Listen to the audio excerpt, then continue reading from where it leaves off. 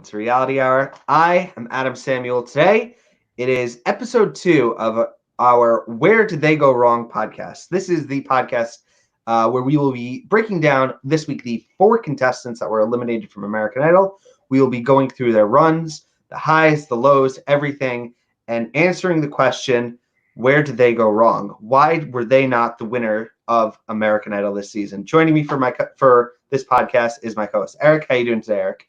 I am doing good. I took no notes for this one, so this is going to be an interesting discussion because I have nothing prepared from the fact that I know that I was sad to lose one of these contestants. I will say I am fully prepared. I have notes. But before we get anywhere close, I do want to make a bit of an announcement. If you did not catch our previous podcast, we had a special guest who will be joining us for the finale podcast. We are super, super excited. Katie Turner is going to be joining us to discuss the finale. It is very exciting. We are very happy to have her joining us. It is going to be a big occasion. I hope you will stick around. And if you are watching this live, give us drop a subscribe on the channel. Really helps us out. Like, comment, whatever you want to do. We really appreciate it. So, Eric, like I said, we are going to be answering the question where they went wrong. But before we do, right before we live, I actually found a link. I came across it on American Idol's Reddit, and you laughed at me last time we discussed this on the podcast. I had the idea that, you know, this was, I think I said this is going to be the first season of American Idol without the confetti showers. Apparently that's not the case, Eric. Evidently not. They're mailing people everything. Which I just think is really, like, funny and also sad. This is, like, because what about the contestants who lose? Do they just keep the confetti? Like, do once the show's over? You know what? If they lost and they have nothing to do with the show anymore, set it off anyway. Why not? Just pretend that you won. And someone on the American Idol thread pointed out something that's both really, really sad and also, like, a little bit funny in a really sad way, because Just Sam is by herself. So if she wins, does she have to, like, awkwardly walk off screen and walk back? I felt bad for laughing, but I was like, that's a pretty funny image. Well, the good news is she's not going to win, so it's not going to matter for her. Eric, no one's winning this season. I mean, no one's winning. The people who clean up the confetti in the studio are winning. It's going to be them. If Just Sam wins, she's cleaning up her own confetti. Yeah. Well, that goes for all the contestants, but.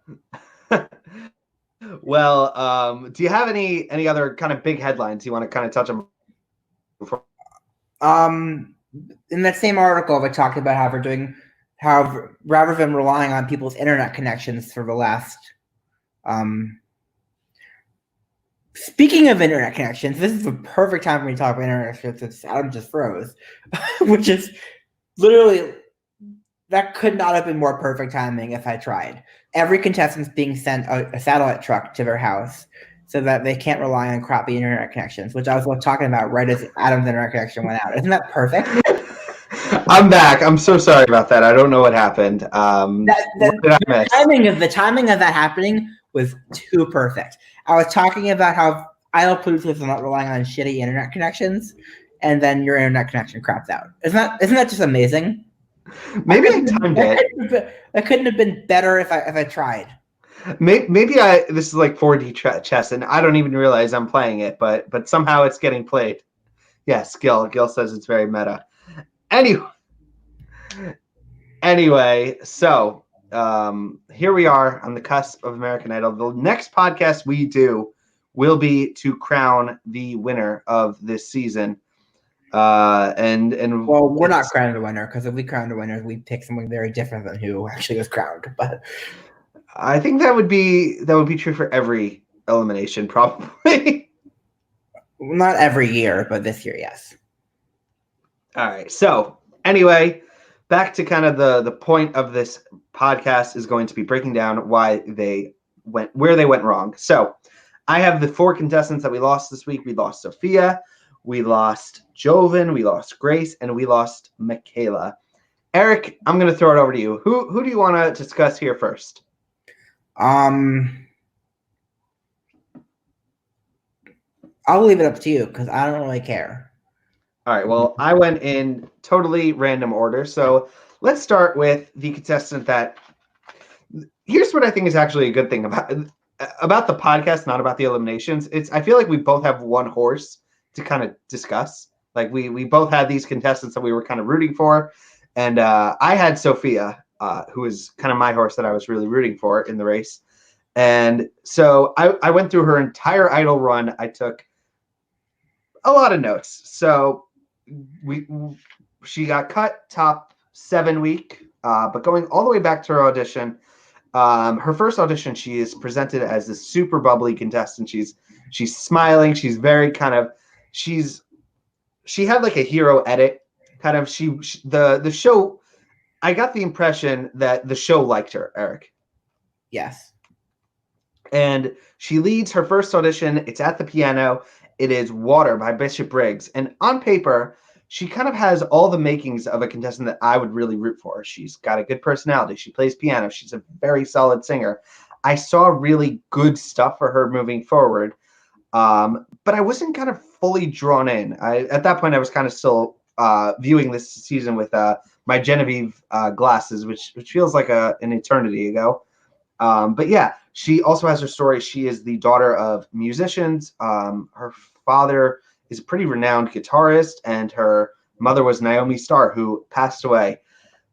But the kind of big narrative that I feel was really started with her audition was this question of, will she change her name? Because the producers really did not like Sophia Wackerman. They really were kind of pushing it. And throughout her Hollywood Week run and live shows, it's kind of an ongoing narrative, Eric.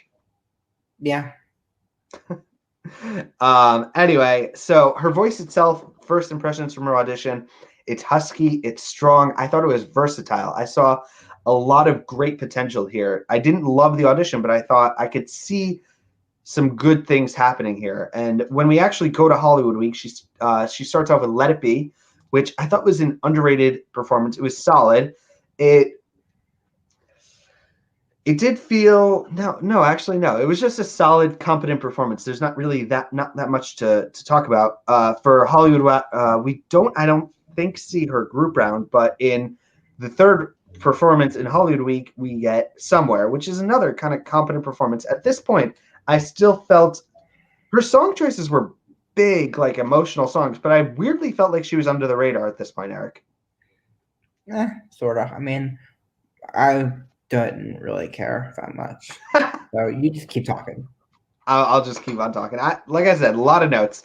So from Somewhere, we move on. Like I said, at this point, under the radar contestant. I felt like her and Jobin kind of go hand in hand in this case, where I had the impression that they were waiting on one breakout performance. They were kind of, I could see like they were just waiting for it, which was kind of dampened for me during her showcase round, where we get Levels by Nick Jonas. And this was my least favorite performance of Sophia's. It was sang solidly. The problem I had is it's a Nick Jonas song, but something about it was just weirdly dated and weirdly almost like Vegas-y. And I was watching this go, and I'm starting to see the train derailing a little bit. I'm starting to see some problems. But anyway, she makes it through pretty solidly. I still think at this point, Eric, you might not have been a fan of hers, but I think a lot of people saw her maybe as one of the front runners. I don't think she was ever a front runner. All right. Well, we come to the first live performance of hers, and she's doing Burning by Maggie Rogers. And as much as I disliked her solo showcase round, I loved this.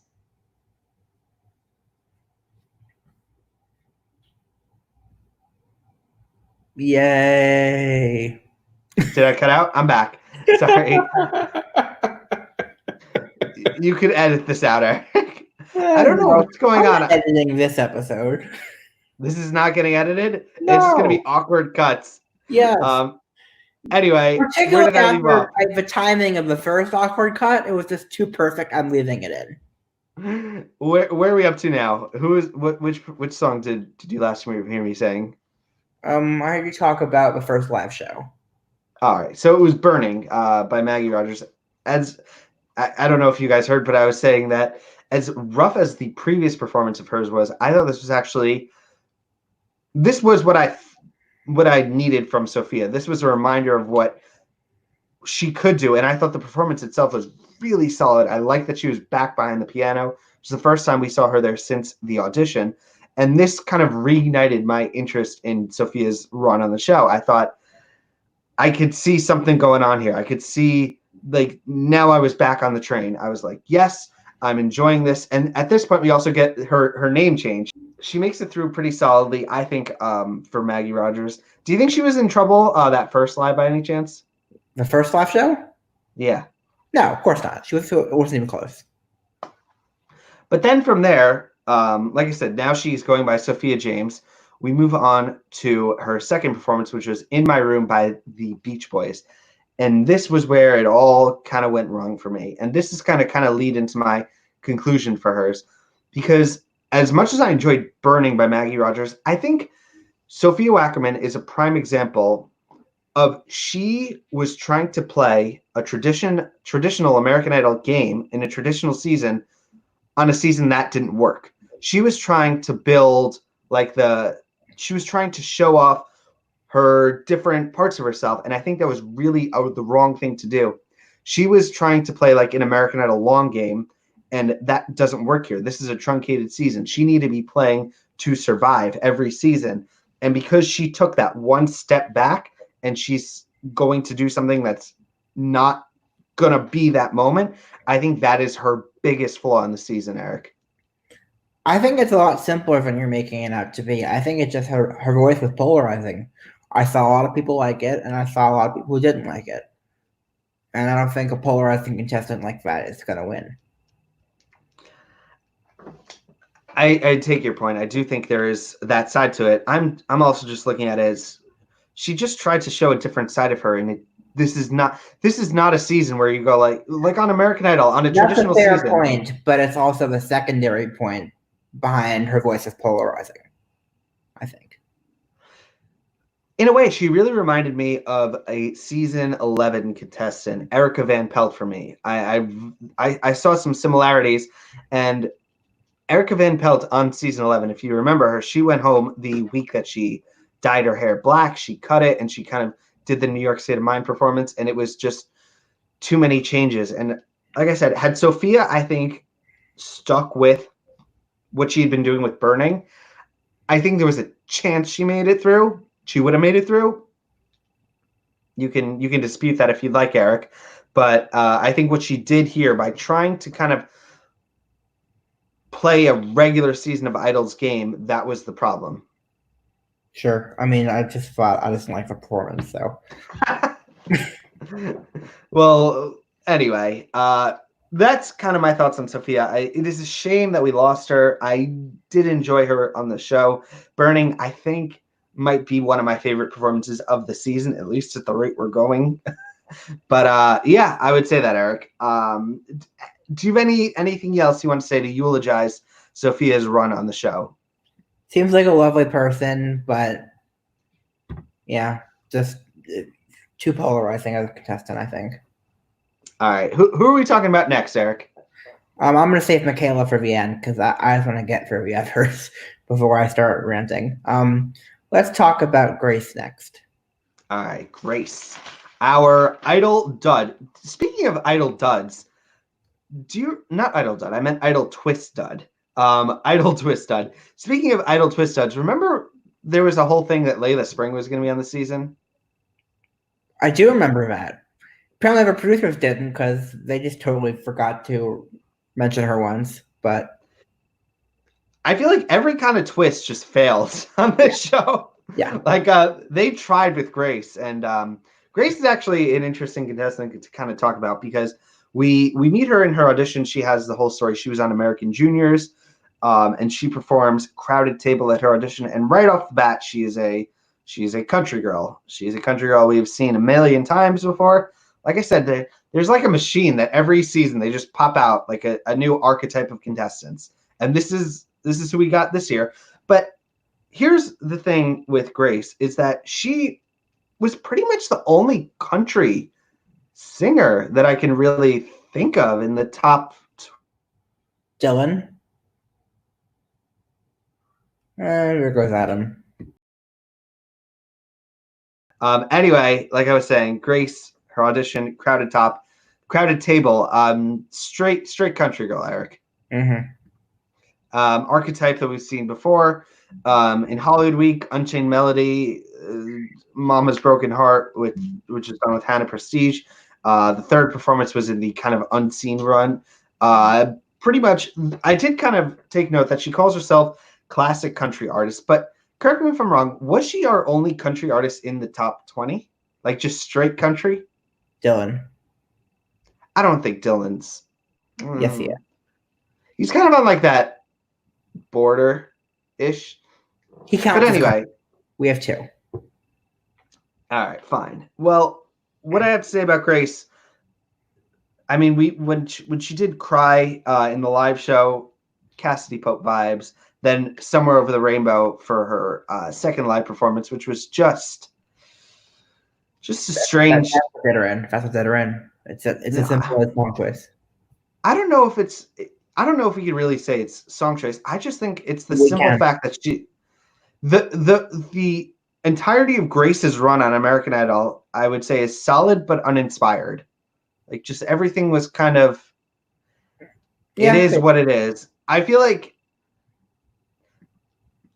with a contestant with Haley Reinhart, like there might be some dud performances in her, but there's also potential for great. Like there's some great performances that could be like dragged out of her. With Grace, I don't think that's the case. Please send a satellite trade. Yeah. Gil's calling me out, Eric.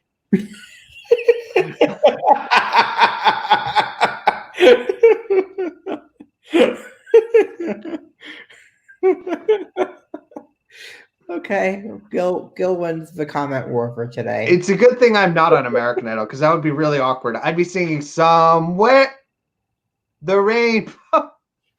Honestly, the more parts where he couldn't hear you sing would be the better, I think. So that was mean. It's the same thing I did for myself. I would love to have connection issues when I was on American Idol because then no one would have to hear me sing. Fair enough. Anyway, I did have this question to pose for you, Eric. We usually see country artists on American Idol traditionally do pretty well, like really well. Yeah. Why do you think they didn't take to Grace, and why do you think she didn't make it further?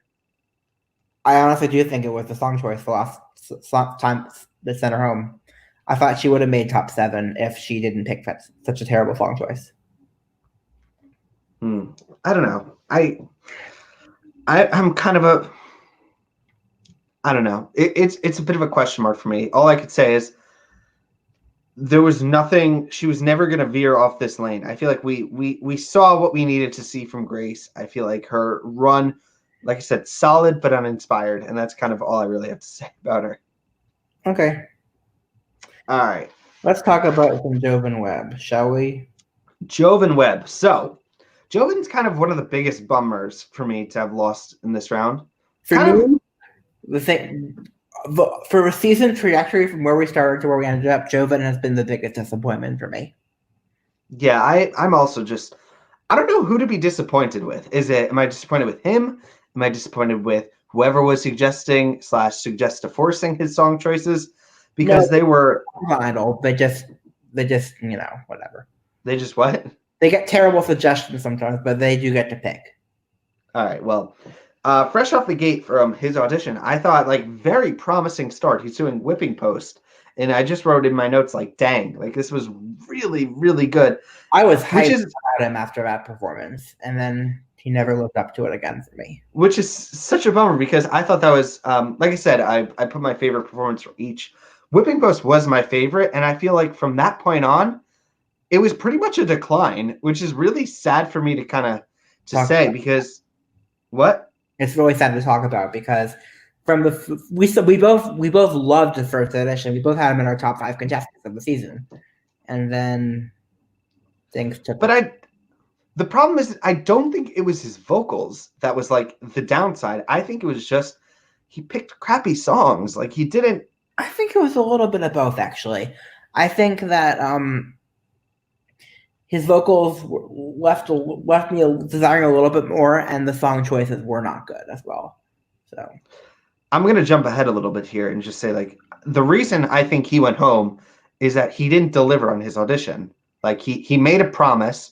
Like the audition was like, here's what I'm going to give you, and then just couldn't live up to it anymore.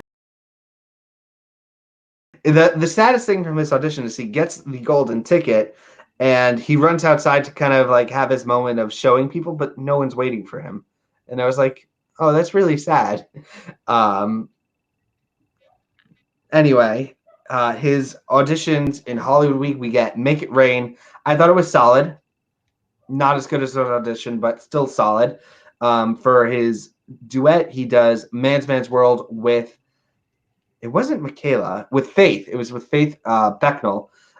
Very solid performance. I thought good. This was the closest I feel we got to the audition. It wasn't quite there, but it was close.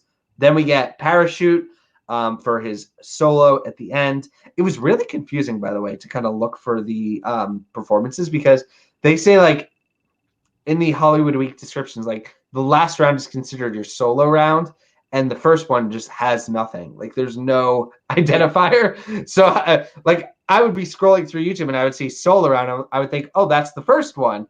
And then I would click it and I would be like, oh. Yeah. Anyway, we move into his showcase, You Are the Best Thing. Uninspired, kind of very straightforward and simple, nothing really too great. Then his first live show, Help, Get By With a Little Help From My Friends. Yeah, this was when things started to get problematic. I was watching this going. The weird thing was, I thought that was a perfect song choice and just not executed well enough. I disagree. I don't think it was. I think he needed like a Bo Bice performance. Like that was who I would modeled his run after. Like he needs those, like, during the first round of Hollywood Week, when the contestants decide which category they want to fit into, he put himself in the soul round. And I think that was his biggest mistake, or one of them. It's that he saw himself as a soul artist and not kind of one of those artists that kind of leans more towards rock. And I think we talked on this before, and I think he had the potential to be the only rocker in the season.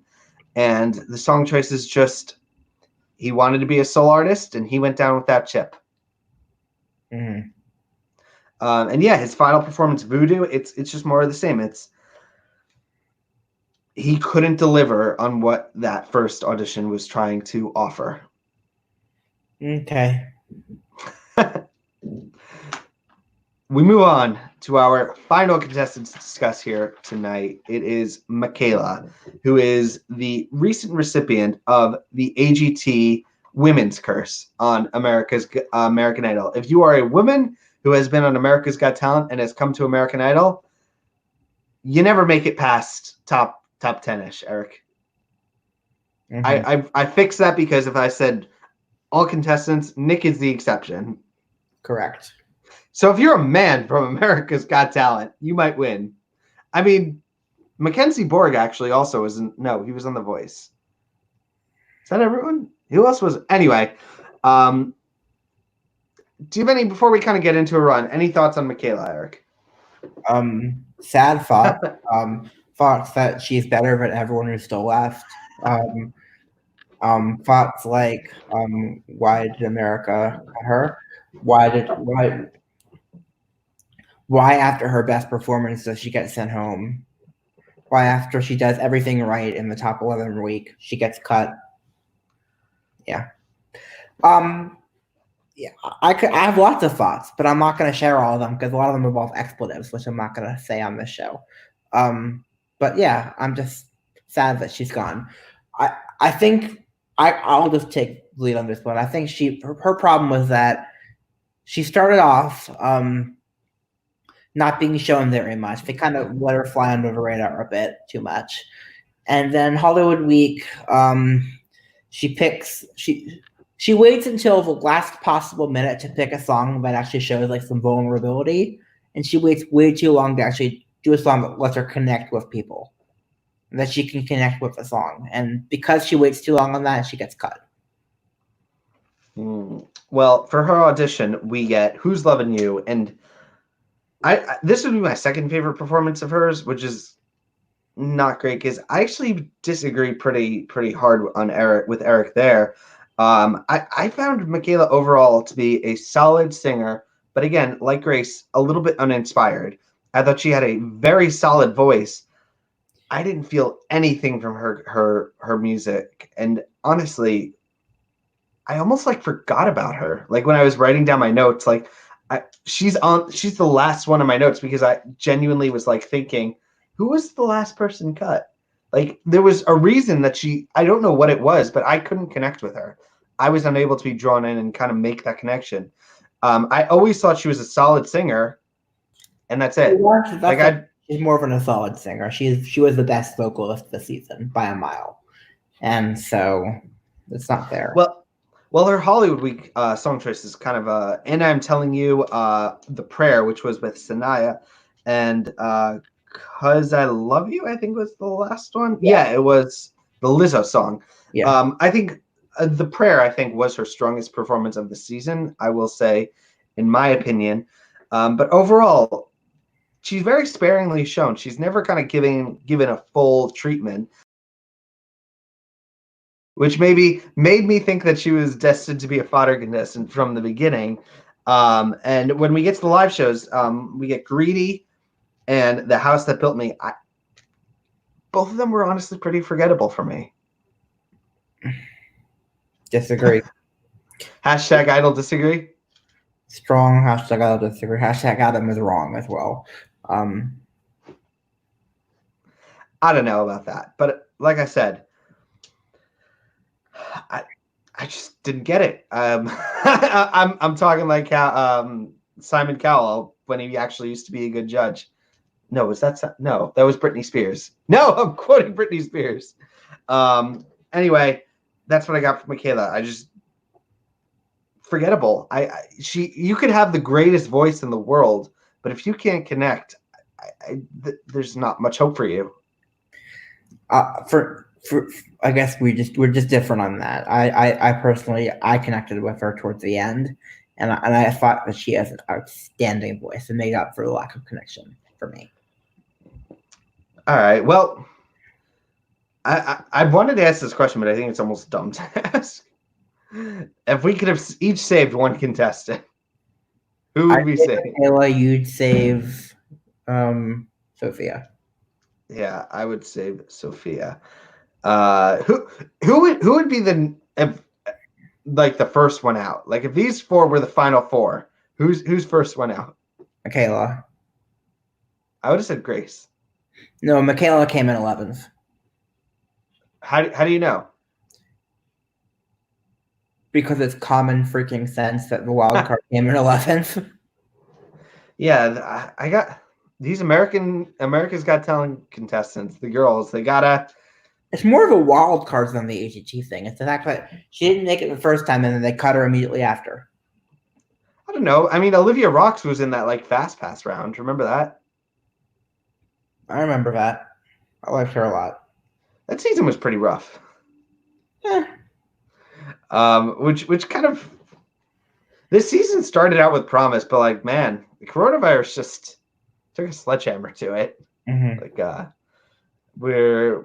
I don't even know what to say. I mean, the finale's on Sunday. It's funny, but I think season 16 was the best season of ABC Idol. Well, yes. Where I know the season hasn't been crowned, but where would you rank this season kind of in the echelon of American Idol seasons? Is it top, middle, bottom, or F? F minus. ABC. What? Of all seasons or ABC seasons? All seasons. And before you answer, I would honestly put it at the last of the ones I've seen. Even worse than last season. No, I think last season was worse personally. But it's near the bottom for me. It's definitely near the bottom. It's bottom 3. Since we have some more time, just out of curiosity, what would you say are the bottom seasons of the ones that you watched? Season 9 was pretty damn rough. I love that season. You got to be nice to it. That was my first season. I know I have such an attachment to it. We kept watching after it. I think season 9 was the worst. Season 13 was near the bottom. Other than the top 4, I don't really like anyone. No, that was that Gina's? Yeah, other than the top 4, that season kind of sucked. I think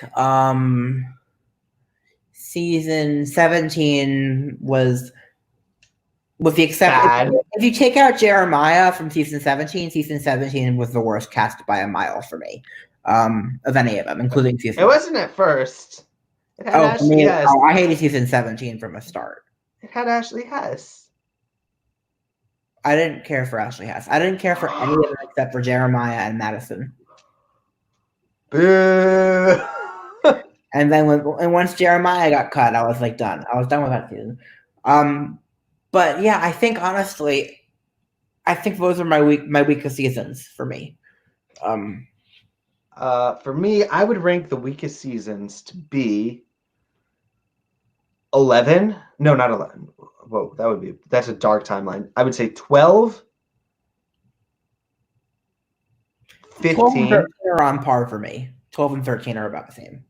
12, 15, 17, 18 are my bottom 4. I forgot 15. 15 in retrospect, I've been listening to Trent quite a bit, but other than him, season 15 was a dud. Season 15 was awful. But I will say I would go 15, 18, 15, 17, 18. As your bottom 3? Yeah, but I would say my top 3, 11, 13 until the finale, because my God, Gina Irene had, to this day, of all the seasons I've watched, I think Gina Irene had the best run, even better than Haley Reinhart, I would say. And yes, I would say that.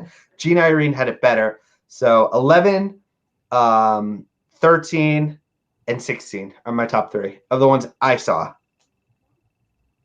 Well, Adam is wrong, because Adam left out season 10. I'm here. Grace says in the chat. What did Grace say, Eric? Season 15 was only really done to send the show off properly. I mean, yeah, sort of, but I think I liked Trent's music. I thought he had a couple of good songs on his first album. So, I mean, the season was just season 15. If you take away Trent, you have a really rough season. Yeah, really bad. Who was even the runner-up of that season? I don't even remember most of the people. Oh, we don't like her anymore, right? No. Man, we got to do like a retrospective of season 15, because it's one of those seasons that just kind of was forgotten. Like, it happened, and like you even forgot it. Yeah, it was the wake for Fox Idol. 15. We had Tristan. I'm just even thinking. We had Tristan. We had Olivia, Dalton. I remember Dalton. Dalton was my best ever. Sorry, I don't get it contestant. He made it far. I actually saw him live. 3rd place, he made it. I saw him live. Actually, I have video of seeing him live, because I took someone to go see him, and she was really into him. And it was what? Was he any good? I mean, I had fun. It was kind of. I enjoyed it. But, what? Look. No. Look. Here's what I will say. When I watch American Idol, I can be critical. I can be harsh on contestants. But when I'm seeing someone live, I don't care if they sing on tune, as long as I'm enjoying. You know what I mean? I'm critical because I'm watching American Idol, because I'm judging the contestants. But live music, I'll enjoy any of it. As long as it's thing. I have almost higher standards for live music than I have for this show. I disagree. This show just my higher standards are only for the show. The second I'm out, and watching just a street performance, for me to pay money to see someone, I have to really like them. And for me to like someone on American Idol, it's a lower standard for me personally. I haven't seen like any aside from the tour. I think Dalton might have been the only like solo act I saw live from American Idol. And that's where you and I differ, because I've seen a shitload of people from this show. Like more than half the concerts I've been to have been from Idol alumni. So, what was the best Idol alumni concert you went to? I could say David Cook was my number one, and I can't just pick one. I'm gonna pick several because it's not fair to just pick one. David Cook's my number one personally. Kelly Clarkson's my number two. The time I got to meet her was the best. I got to see a freestyle acoustic set with her, and then meet her afterwards, which was awesome. And after those two, I think Adam Lambert is one of the top. I think who else has really stood out to me? I think Nick has a better voice than we think. Caleb was good. I'm excited to see him again. I know. We don't talk about of all the Idol winners of every season where I think they got it wrong. They got it wrong that season. That was my like the peak of my investment of Idol. Like when Jeremiah was definitely going to be on my list, Gil. Jeremiah was. I mean, I think Katie put on a good show when I saw her, which was great. I saw her at the tour. I saw her. We both saw her at the tour, but separately. But then I saw her do a headline show, which was awesome, and I'm excited to see more of those. It's not even over, and the season's just such a bummer, and I'm just disappointed overall. Could have been something great, Eric. Yeah, could have. But results always screw things up. So, but yeah, my favorite Idol live is David Cook, and then followed closely by Kelly, and followed closely by Adam. I'm just not much of a concert person, honestly. Like, I don't like large crowds of like screaming people. Anything else? You want to just? I mean, I'm fine with that. I'm enjoying it. I could debate like older Idol seasons, just out of curiosity, because why the hell not? Want to rank winners? Sure. David Cook, Kelly Clarkson, Adam Lambert. I know he didn't win. He won. He didn't win, but I'm going to pretend he won. And I've seen Chris Allen. I can pretend Gina won. You could do that. We can each get one mulligan where the person we liked who didn't win could be on the list. All right. I don't play that though. I'll just say my favorite winner is Maddie. Maddie, Nick, and Eric. I'm gonna say this name, and Eric's just gonna laugh at me, so I can't even say it. Which one? Maddie, Nick. I would have said Lee. You know what? You can laugh, but like, it's like you're. I've seen Lee live. He's a nice person.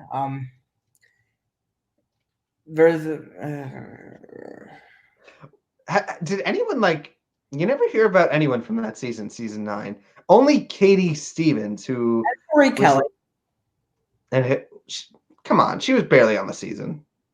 I know. Doesn't matter. You still hear about her. That they literally cut everyone who had any potential to be a set star like before they got to the live shows that year, because Simon wanted to bury idols to boost X Factor, and that worked out great for everyone. I will say this season has been rough. I don't think it was the most disappointing season for me. The most disappointing season 12. Season 12 by far. Disappointing to me implies that it starts off great and ends terribly. Look, for me, that was like started off terribly and ended great. I would disagree, because that was the first season I was like really into like spoiler culture, like on American Idol. Like I would read the forums and like see who was going to be on the season, and going into it, like I was hyped Like I saw the list of contestants. It was like Skylar Dixon, like these names that I remembered so like fondly of people who were cut from the previous season. And I was like, yes, this is going to be so great. And then the spoilers started coming in of the cuts. And the first cut was Skylar Dixon. She got sent home week. What's going to happen deep down? You had to have known. I didn't know it. I thought she was a lock for top 24. A lock. That was where I was at. Like, and when she got sent home, like, bam. Like, I started watching that season, like, with, like, a sour mouth. Like, I was just like, ugh. Like, yeah, the show already did me dirty. And, like, the only... my fate... Going for winners, the ones I've seen, I'm just going to do my top 5, and I'm not going to continue after that, because I feel like once we get to the ones I don't like, I don't want to be mean. So I'm going to say my top 5 winners of the show are David, Kelly... Tori Kelly? No, Kelly Clarkson. Third, let's do Nick. Third, let's do.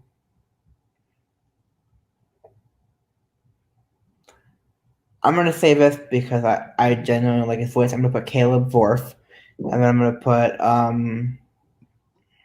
fifth. No, actually, no. I'll put Chris fourth and Caleb fifth. All right. I didn't watch most of those contestants run, but we might see something, a rewatch during the off season, because I will say, no factor this year because Simon buried that into the ground. So what happened? Is it just canceled? Not canceled yet. We're taking the year off. Off. I think so. Simon's too desperate to not bring it back. I will say also, I was watching America's Got Talent actually posted on their YouTube channel 2 auditions, and oh man.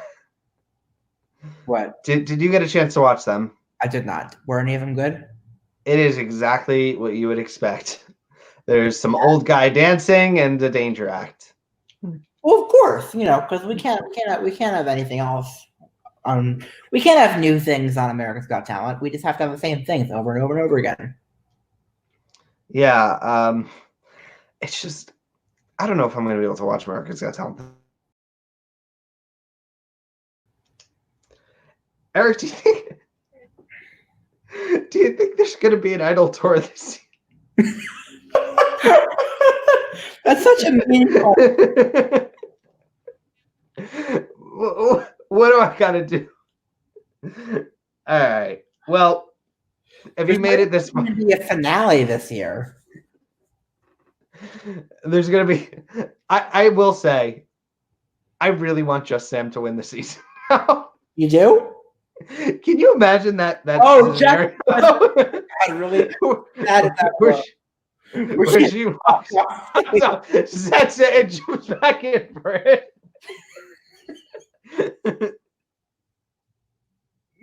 Okay, you know what?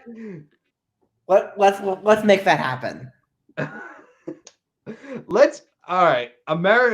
Reality Hour is endorsing Just Sam to win on American Idol. For reason for the sole reason. We're saying this together, right, Eric? Yeah. All right. This is big for me because she's not even on my draft. Like that's how much I want this. Anything else? Let's just wrap it up. Exciting news. All right. I'm Adam Samuel. You can find me where. If you're watching at this point, like and you're sticking around, you know where to find me. Where can we find you, Eric? I'll say you know where to find me too. I mean, my website's not being updated right now. My YouTube channel's not being updated right now. So I'll just say Eric Ascher on Twitter. Thank you for sticking around. We will be back next week on Monday. We will be talking live with Katie. Super excited for that. Hopefully there's something exciting to talk about. Hopefully Adam figures out his internet issues before then. Hashtag prayers for Adam's Wi-Fi. Bye, guys. We'll see you next time.